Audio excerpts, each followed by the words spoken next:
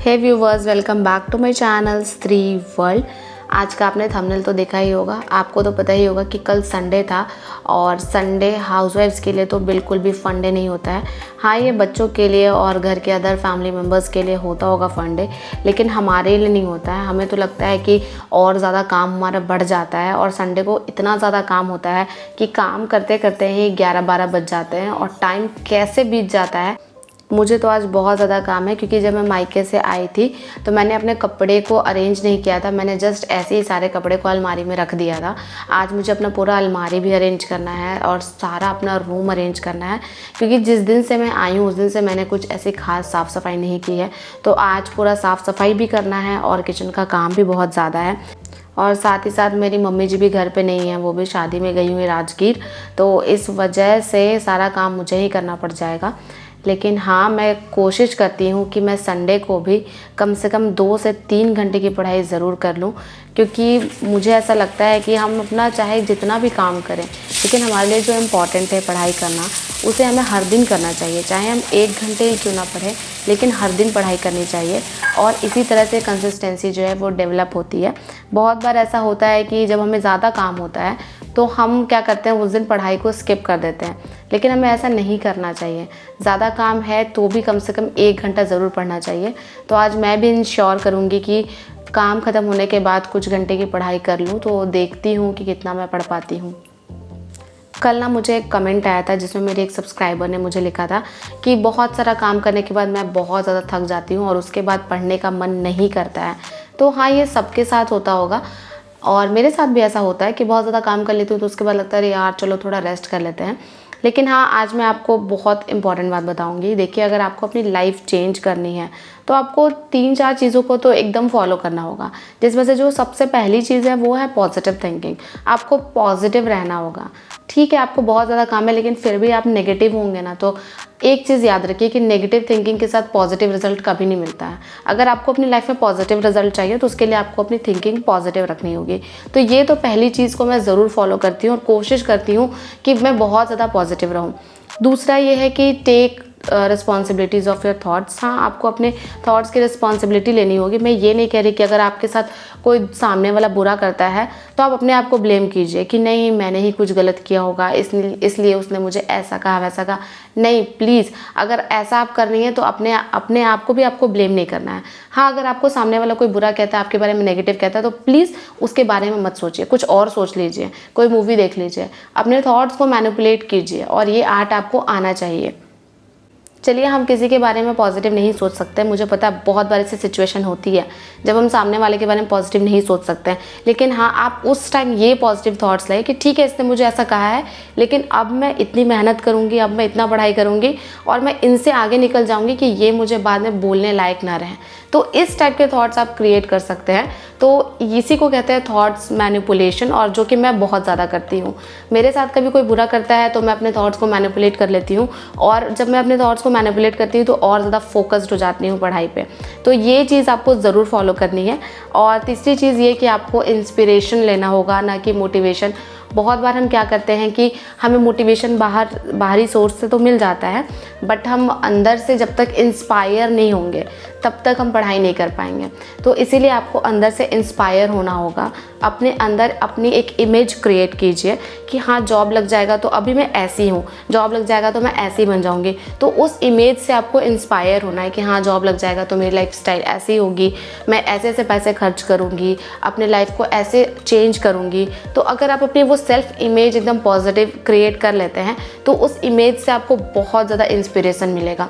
तो मैं तो यही करती हूँ कि मैंने अपनी एक सेल्फ इमेज क्रिएट करके रखी है कि हाँ ठीक है, अभी से 1 या 2 साल के बाद, जॉब लगने के बाद मैं ऐसी रहूँगी।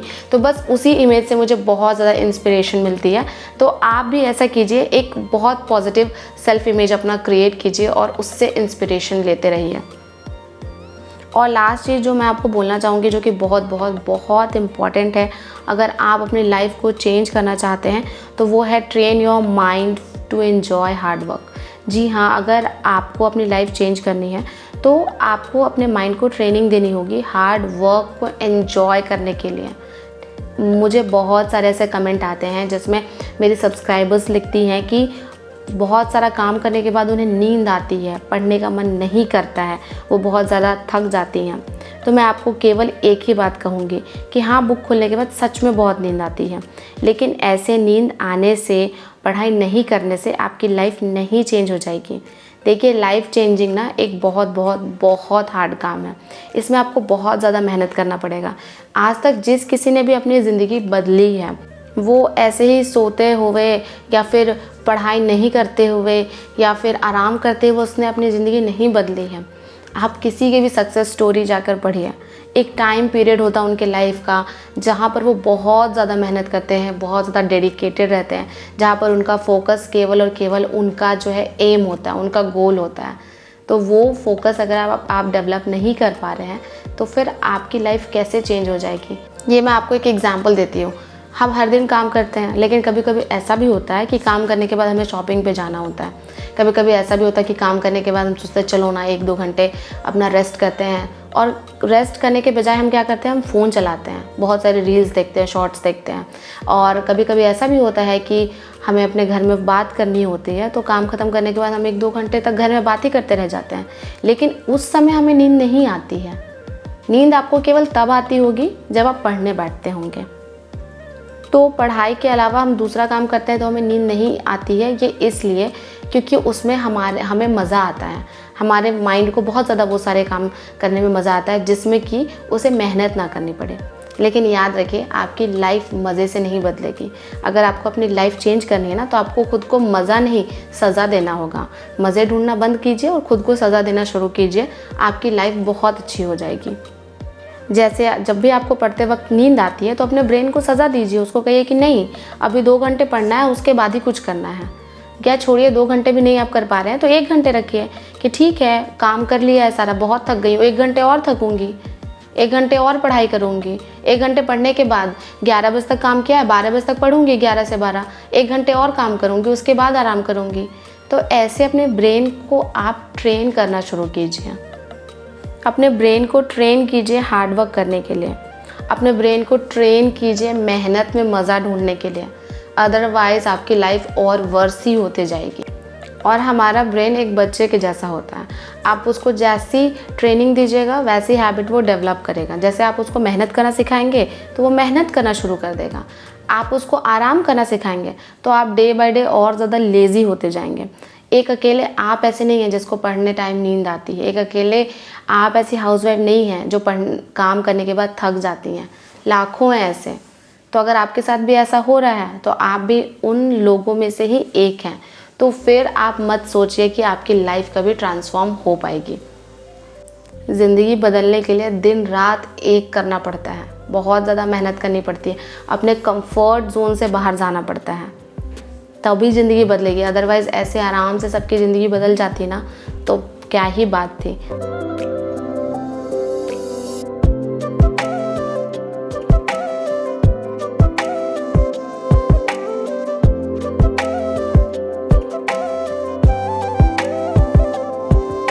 फाइनली मैंने अपनी अलमारी जो है उसे अरेंज कर दिया है और अब मैं अपने ड्रेसिंग टेबल को अरेंज करने आ गई हूँ।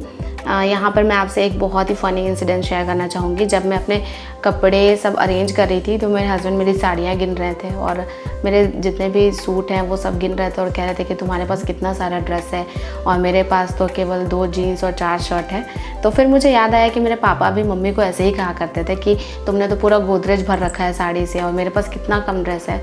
तो एक्चुअली मुझे ये बहुत ज़्यादा फ़नी लगा, क्योंकि देखिए पता नहीं लड़कियों के पास कैसे ड्रेस ज़्यादा हो जाता है बट लड़कों के पास उतना नहीं हो पाता है। आपके हस्बैंड ने भी कभी आपको कपड़ों को लेकर टोका है क्या? अगर हाँ तो मुझे कमेंट करके ज़रूर बताइएगा। एक्चुअली मैं जानना चाहती हूँ कि ये केवल मेरे घर में होता है या फिर सबके घर में होता है। मुझे ऐसा लगता है कि ये सबके घर में होता होगा, लेकिन फिर भी आप कमेंट करके मुझे ज़रूर बताइएगा। फाइनली सारा काम ख़त्म हो गया है और एंड में मैं झाड़ू लगा रही हूँ, इसके बाद पोछा लगाऊंगी और उसके बाद काम जो है वो ख़त्म हो जाएगा। और मैं आपको बता दूँ मेरी बहुत गंदी आदत है, जब तक सारा काम ख़त्म नहीं होता तब तक मैं नाश्ता नहीं करती। हाँ, मैं चाय बिस्किट ऐसे कुछ थोड़ा खा सकती हूँ नहाने से पहले, लेकिन नहाने से पहले मेरे से नाश्ता तो नहीं हो पाता है। फाइनली सारा काम मेरा ख़त्म हो गया है और अब मैं नाश्ता कर रही हूँ। आज मैंने बनाया था कटहल की सब्ज़ी, आलू का भुजिया और रोटी। तो कटहल की सब्ज़ी मेरा फेवरेट है, मतलब फेवरेट ऐसा नहीं, लेकिन मुझे बहुत ज़्यादा पसंद है क्योंकि मैं वेजिटेरियन हूँ, तो ये मुझे थोड़ा स्पाइसी लगता है, तो मुझे अच्छा लगता है खाने में। आज संडे था तो आज बहुत ज़्यादा काम था, तो इसीलिए आज मैं अपनी पढ़ाई का फर्स्ट स्लॉट 11:51 पर शुरू कर रही हूँ और यहाँ पर मैंने टाइमर जो है वो रीसेट कर दिया है और इसके बाद अब मैं लग जाऊँगी पढ़ाई में। तो सबसे पहले मैं पढ़ने वाली हूँ जीके, और जीके में एनसीईआरटी सार संग्रह वाली बुक से पढ़ने वाली हूँ। मेरे बहुत सारे सब्सक्राइबर्स पूछ रहे थे कि इस बुक के बारे में बताइए। तो एक्चुअली ये इसका नाम है कॉस्मॉस एनसीईआरटी सार संग्रह और ये महेश कुमार बर्नवाल और कुणाल वर्मा की बुक है। आप जाकर किसी भी बुक स्टोर से इसे ले सकते हैं। मैंने इसे हिंदी में परचेज़ किया है। आज फिर मैं ज्योग्राफी पढ़ रही हूँ और आज मैं फिज़िकल डिवीज़न ऑफ इंडिया और इसके अलावा मैंने आज क्लाइमेट टॉपिक, इन 2 टॉपिक्स को कंप्लीट किया है। क्लाइमेट टॉपिक बहुत ज़्यादा छोटा था, लेकिन हाँ उतना ज़्यादा लर्न करना पॉसिबल नहीं है, लेकिन फिर भी मैं कोशिश कर रही हूँ कि धीरे धीरे चीज़ें जो हैं मैं अच्छे से मगअप कर लूँ। तो इन 2 टॉपिक्स को मैंने बहुत अच्छे से कंप्लीट किया है और कल मैं पढ़ूँगी सॉइल टॉपिक। 2 hours later. तो चलिए मैं आपसे 2 क्वेश्चन पूछती हूँ और इन दोनों क्वेश्चन का आंसर आपको कमेंट बॉक्स में देना है। सबसे पहला क्वेश्चन ये है कि भारत की समुद्र तट रेखा की कुल लंबाई कितनी है, और दूसरा क्वेश्चन ये है कि भारत के कितने राज्य समुद्री तट रेखा से जुड़े हुए हैं। पश्चिम से पूर्व जेट स्ट्रीम जो है वो पश्चिम से पूर्व दिशा में बहता है 12 किलोमीटर ऊपर। कहाँ पे? क्षोभ मंडल। ठीक है। हे व्यूवर्स, फाइनली मैंने 2 घंटे की पढ़ाई पूरी कर ली है और अभी दोपहर के 2 बज गए हैं और मैं भूल गई थी कि मुझे खाना भी बनाना है। तो अभी मुझे दोपहर में चावल बनाना है, तो मिलती हूँ आपसे दोपहर का खाना बनाने के बाद। इसके बाद मैं आ गई थी दोपहर का खाना बनाने के लिए। दोपहर में जनरली मैं दाल चावल ही बनाती हूँ और आज संडे है तो टाइम कैसे पार हो रहा मुझे पता ही नहीं चल रहा है। अभी तक केवल मैंने 2 घंटे की ही पढ़ाई की है और मुझे लग रहा है कि अभी तो मैंने काम ख़त्म किया था और अब दोबारा से काम करना पड़ रहा है। ये तो हुई मेरी बात, और मुझे पता है कि जिनके बच्चे रहते होंगे उनका सारा टाइम तो बच्चों के पीछे ही निकल जाता है, क्योंकि बच्चों की तो संडे को छुट्टी होती है और फिर वो संडे को बहुत ज़्यादा परेशान भी करते होंगे।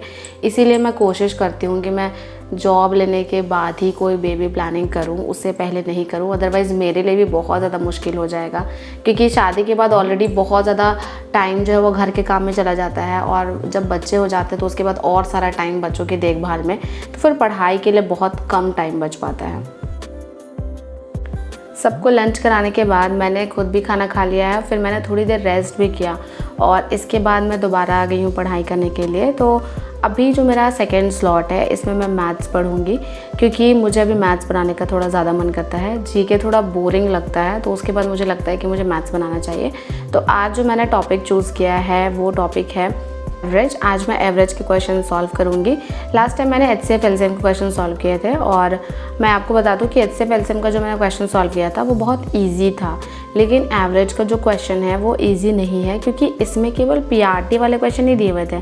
इसमें आपका TGT मैथमेटिक्स का और TGT नेचुरल साइंस में भी जो मैथ्स के क्वेश्चन पूछे गए थे, या फिर TGT कॉमर्स के या फिर PGT वाले लेवल का भी क्वेश्चन जो है इसमें दिया हुआ था एवरेज का, और एक एक क्वेश्चन बहुत ज़्यादा लंबा था, तो इसे सॉल्व करने में बहुत ज़्यादा टाइम लग रहा था। मेरे बहुत सारे सब्सक्राइबर पूछ रहे थे कि आप कौन से बुक से मैथ्स बना रही है, तो ये DSSB की प्रीवियस ईयर बुक है। आपको कोई भी DSSB का मैथ्स का अगर प्रीवियस ईयर मिलता है तो आप उसको बाय कर लीजिए, जो भी आपके पास अवेलेबल है आप उसी को यूज़ करके बनाइए। ज़रूरी नहीं कि मैं जिस बुक से बना रही हूँ वही, क्योंकि प्रीवियस ईयर के क्वेश्चंस जो होते हैं वो सेम होते हैं, तो आप कोई सा भी बुक बाय करके बना सकते हैं।